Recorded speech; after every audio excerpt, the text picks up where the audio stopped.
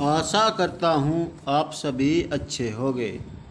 आज हम इस वीडियो में पढ़ेंगे हिंदू विवाह अधिनियम 1955, जो कि 1955 का 25वां अधिनियम है।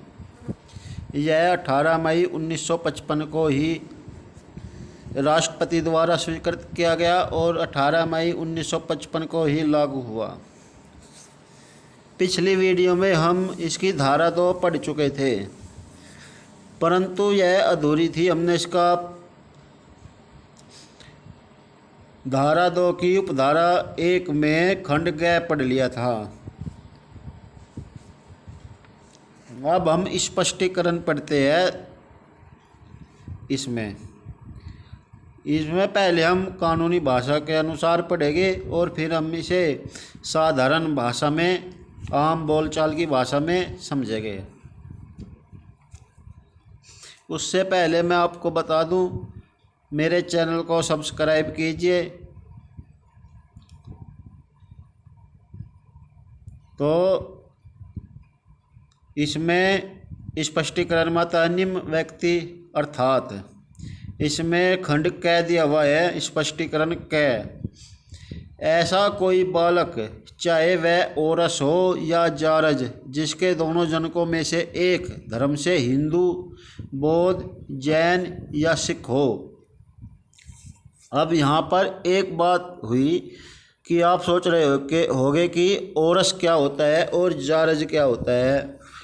औरस होता है जो उसकी स्त्री से पैदा हो, जो वेद हो, और जारज होता है वह जो अवैध हो, अर्थात किसी की पत्नी किसी दूसरे को पति के साथ में अवैध संबंध बनाए और उससे उत्पन्न पुत्र जारज कहलाता है। तो अब देखते हैं, ऐसा कोई बालक है, यानी कि ऐसा कोई बच्चा, ऐसा कोई बालक,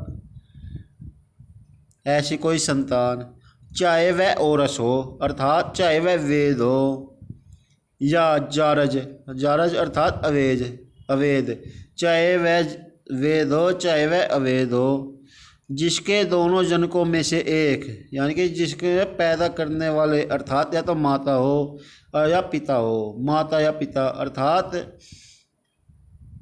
जो अभिभावक, जनक, यानी कि जिनसे पैदा होते हैं, धर्म से हिंदू हो, बौद्ध हो, जैन हो या सिख हो।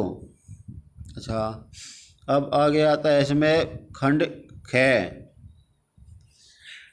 ऐसा बालक चाहे वह औरस हो या जारस, माफ कीजिए जारस, जिसके दोनों जनकों में से एक धर्म से हिंदू, बौद्ध, जैन या सिख है, और जिसका कि लालन पालन उस आदिम जाति, समुदाय, समूह या परिवार के सदस्य के रूप में किया गया है, जिसका कि ऐसा जनक है या था। और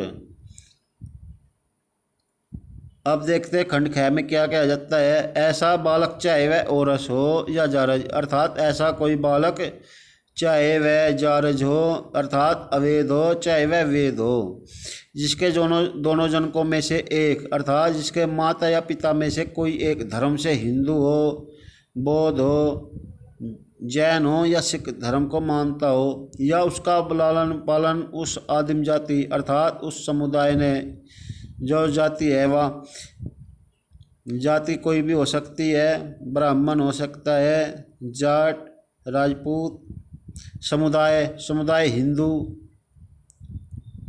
समूह या परिवार के सदस्य के रूप में किया गया है, जिसका कि ऐसा जनक है या था। और खंड ग है, ऐसा कोई व्यक्ति जिसने हिंदू, बौद्ध, जैन या सिख धर्म ग्रहण किया हो, पुनर्ग्रहण किया है, यथास्थिति धर्म से हिंदू, बौद्ध, जैन या सिख है, अर्थात ऐसा कोई व्यक्ति जिसने हिंदू धर्म अपना लिया है, बौद्ध धर्म अपना लिया है, जैन धर्म अपना लिया है या सिख धर्म अपना लिया है, वह पहले किसी अन्य धर्म में, जैसे इस्लाम, यहूदी, यहूदी तो धर्म ग्रहण नहीं कर सकता कोई भी आदमी। पारसी, इस्लाम या ईसाई या कोई अन्य धर्म ऐसा हो, अगर वह उस धर्म में था और उसने वापस हिंदू धर्म ग्रहण कर लिया है तो क्या होता है, यथास्थिति धर्म से हिंदू, बौद्ध, जैन या सिख होगा, उसे हिंदू ही समझा जाएगा या बौद्ध या जैन या जो भी उसने इनमें से धर्म ग्रहण किया है वही समझा जाएगा। तो आशा करता हूँ आपको यह वीडियो समझ में आएगी। मैं इसका मोटा मोटा सा फिर से आपको फिर से रिवीजन करता हूँ।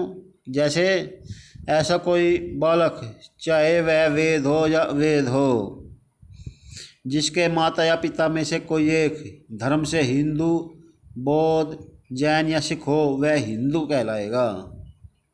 अच्छा, अब इसका दूसरा खंड है स्पष्टीकरण में। ऐसा कोई बालक, चाहे वह वेद हो या अवेद हो, उसके माता या पिता में से कोई एक हिंदू, बौद्ध, जैन या सिख हो या इनमें जो जातियाँ होती है जैसे ब्राह्मण, जाट, राजपूत, बहड़ी, नाई और बहुत सारी जातियाँ होती है, जो समुदाय होते हैं, समूह या परिवार होते हैं,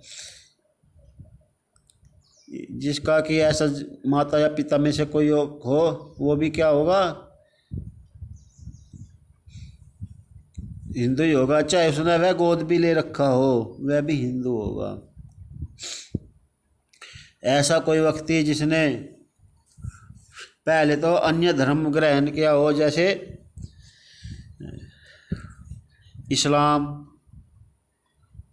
और ईसाई, और वह पुनः हिंदू धर्म में आ गया हो, या हिंदू धर्म की कोई शाखा, चाहे हिंदू हो, बौद्ध हो या जैन हो, उसे अपनाया हो, तो वह भी हिंदू कहलाया जाएगा। तो आशा करता हूँ आपको मेरी यह वीडियो पसंद आई होगी। अपने चैनल को भाई आज थोड़ा सा जुकाम है, जुकाम तो पहले भी था, तो थोड़ा सा बोलने में दिक्कत सी होती रहती है, तो आप भाई माफ़ कर दिया करो। और हाँ, अगर कोई मैं ऐसी बात करता हूँ जो ऐसा हो मेरे ध्यान में ना हो, मेरी जानकारी में ना हो, तो आप कृपया कमेंट करके मुझे बता दिया करें। इससे तो मिलते हैं अगली वीडियो में।